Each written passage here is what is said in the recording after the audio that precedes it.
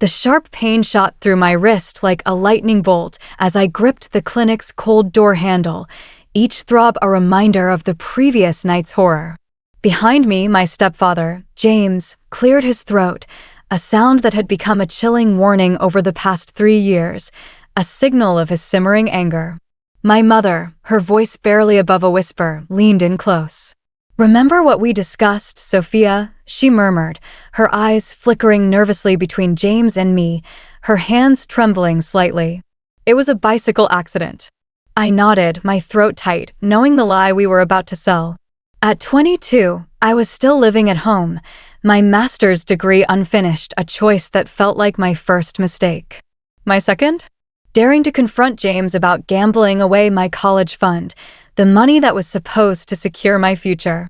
The fracture in my wrist, now swollen and bruised, was his response, delivered last night with a vicious twist of my arm until something snapped.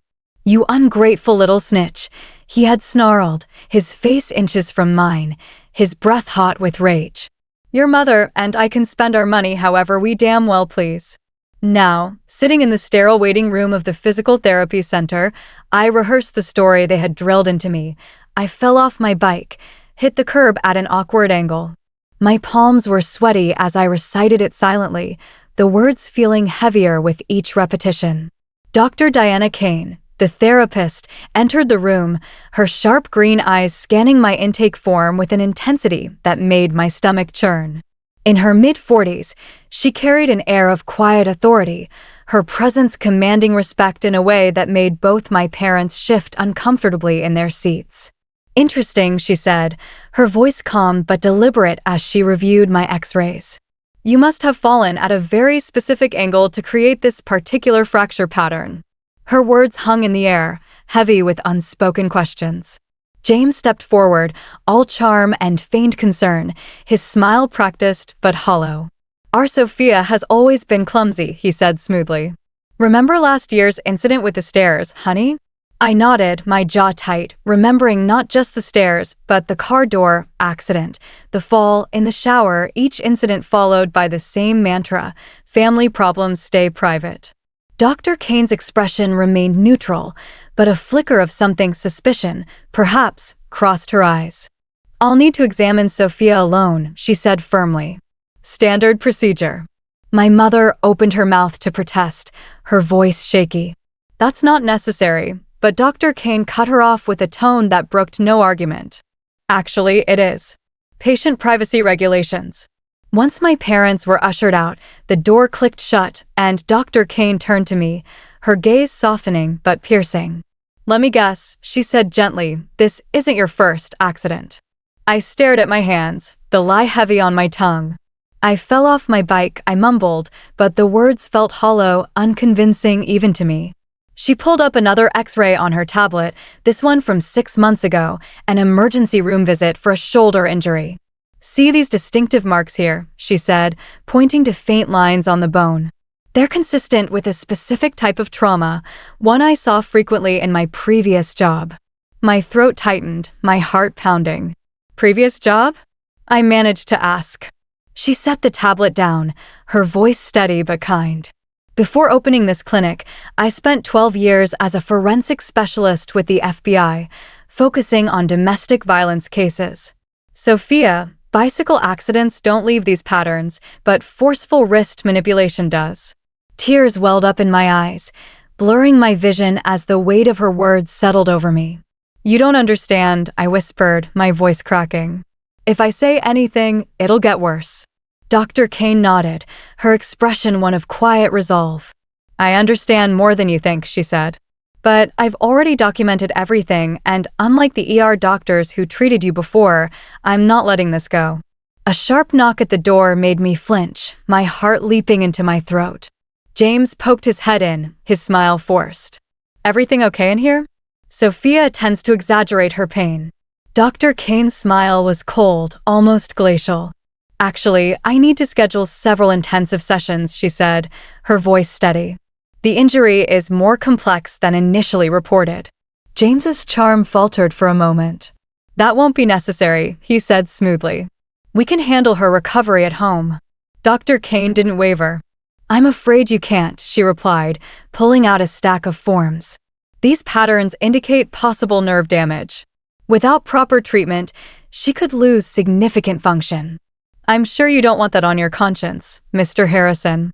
The subtle threat in her voice was unmistakable, and for a split second, James's face darkened before his mask of concern slid back into place. Of course not, he said. Whatever's best for Sophia. After my parents left to handle the paperwork, Dr. Kane turned to me, her expression softening. I have a proposition for you, she said. I'm starting a new rehabilitation program, 3 months, fully funded. You'd stay at the program's residential facility. My breath caught. Stay? You mean leave home? She nodded, her eyes steady. The program includes comprehensive therapy, physical, emotional, and otherwise. It's very selective about its participants. I understood what she wasn't saying. This was a way out, a lifeline. But my mother, I hesitated, my voice trembling. She's made her choices. Dr. Kane's voice was gentle but firm. And now it's time to make yours. She handed me a card with a number written on the back. This is my personal cell. Day or night, if you need help, call me. As I left the clinic that day, James's hand clamped onto my shoulder, his fingers digging in painfully. Nice doctor, he said, his voice low and menacing. Very thorough. But remember, Sophia, family problems. Stay private, I finished automatically, the words tasting like ash. But for the first time, they didn't feel like chains. Someone else knew now, someone with the power and willingness to help. That night, I lay awake in my bed, Dr. Kane's card clutched in my hand, the moonlight casting shadows across my room. From downstairs came the familiar sounds of another argument, my mother's pleading voice, James's angry retorts, the symphony of my ongoing nightmare. My wrist throbbed with each heartbeat, a constant reminder of Dr. Kane's words, I'm not letting this go. I thought about her FBI background, her specialized knowledge, the way she had meticulously documented everything. She wasn't just a physical therapist, she was my chance at freedom. My phone buzzed with a text from an unknown number. First appointment tomorrow at 9. Come alone. Dr. K. I clutched the phone, my broken wrist cradled against my chest, and made a decision. James was right about one thing, family problems should stay private. But he wasn't my family, and tomorrow, his carefully constructed wall of secrecy would begin to crumble. I arrived at my 9 a.m. appointment with a fresh bruise blooming on my shoulder, James's parting gift for coming alone. Dr. Kane took one look at me and locked the clinic door behind us. Tell me everything, she said, leading me not to the treatment room but to her office, where a warm mug of tea waited. The words spilled out like a dam breaking. 3 years of accidents, the missing college fund, my mother's silence in the face of it all. Dr. Kane typed notes into her secure laptop, pausing occasionally to ask precise questions about dates, injuries, and patterns. When I finished, she leaned back, her expression grave. There's something else you should know, she said. I ran a background check on James Harrison. She turned her laptop toward me. The name he's using, it's fake. My stomach dropped. What? She pulled up another window. Meet James Fricks, wanted in 3 states for domestic violence and financial fraud. The mugshot showed a younger man, but it was unmistakably my stepfather. Does my mother know? I asked, my voice barely audible. I doubt it, Dr. Kane replied. He's careful. He targets vulnerable women with resources. Your mother's inheritance made her a perfect mark. My head spun as Dr. Kane continued. Here's where it gets worse, she said. Each of his previous marriages ended with the wife's accidental death. Both cases went cold for lack of evidence. Horror crept up my spine, cold and suffocating. My mother is in immediate danger, I whispered, just like me. Dr. Kane leaned forward, her voice steady. That's why I'm calling in a favor. The rehabilitation program I mentioned? It's actually a safe house run by my former FBI colleagues. We can have you there tonight. I hesitated, thinking of my mother. But once you're safe, Dr. Kane interrupted gently, we can work on getting her out too. But Sophia, you can't save her if you're dead. A knock at the door made us both jump. Through the frosted glass, I recognized James's silhouette. He followed me, I whispered, panic rising. Dr. Kane quickly closed her laptop. Back door. Now. My car's behind the building. Go. As I slipped out, I heard James's voice, smooth and searching. Looking for my daughter. She's confused about her appointment time. Dr. Kane's response was calm but pointed. How interesting to see you, Mr. Harrison. I was just reviewing some old case files. Perhaps you'd like to discuss them. I ran to Dr. Kane's car, my heart pounding in my chest. Through the clinic's back window, I caught a glimpse of James's face as Dr. Kane held up what looked like his mugshot. His expression shifted from confidence to something darker fear, perhaps. The next few hours passed in a blur. Dr. Kane's colleague, Agent Sarah Martinez, picked me up from a secure location and drove me to the Safe House, a converted bed and breakfast on the outskirts of town. 3 other women were already there, each with stories that mirrored my own, tales of fear, control, and survival. Lisa, the house coordinator, showed me to my room, her voice kind but firm. The first few days are the hardest, she said, but you're not alone anymore. That evening, Dr. Kane called with updates. She had initiated an investigation into James's activities, focusing on the missing money. My mother had been questioned by police, but remained in denial, refusing to believe the evidence. We found something interesting in your old medical records, Dr. Kane added. Those accidents you had, they follow the exact same pattern as his previous victims. It's like his signature.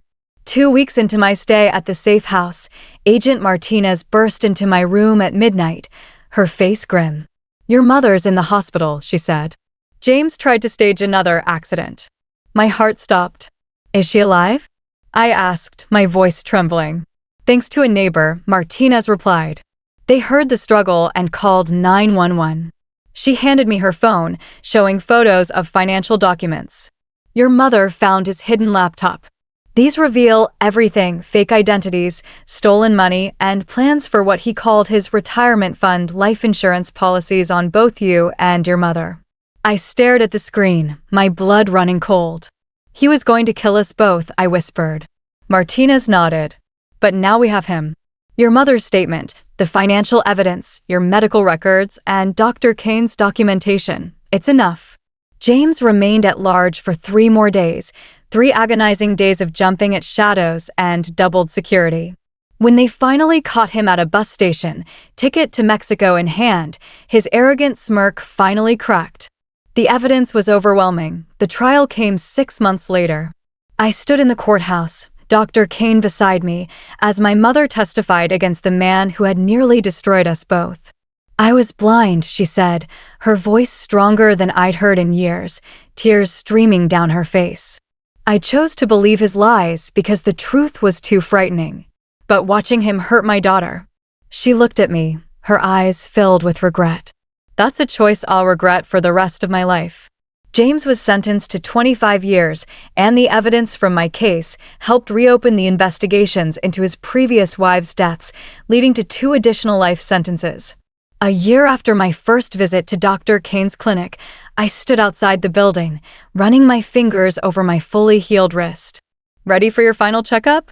Dr. Kane asked, appearing beside me with a warm smile. Actually, I said, my voice steady, I have something to tell you. I've been accepted to medical school.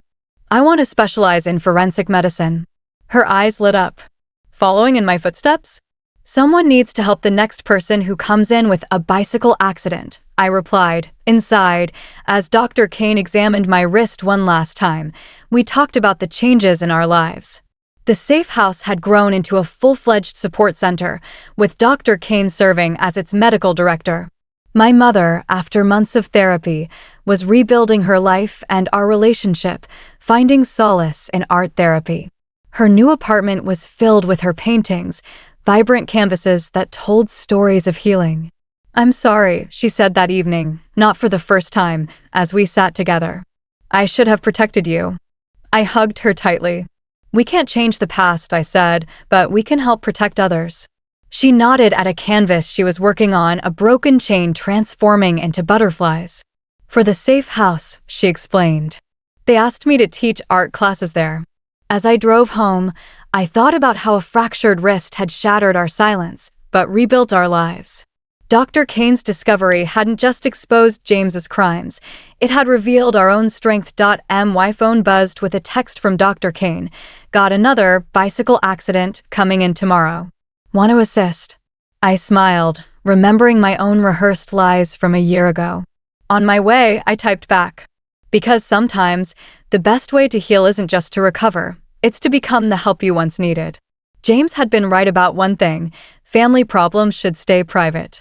But he never understood that real family, the kind we choose, build and fight for, doesn't need secrets to survive. My journey had begun with a fractured wrist, but it had led me to a purpose: to give others the voice I had found, to ensure no one else had to hide behind lies of bicycle accidents. Please feel free to comment below if you liked this. Remember to like and subscribers for more.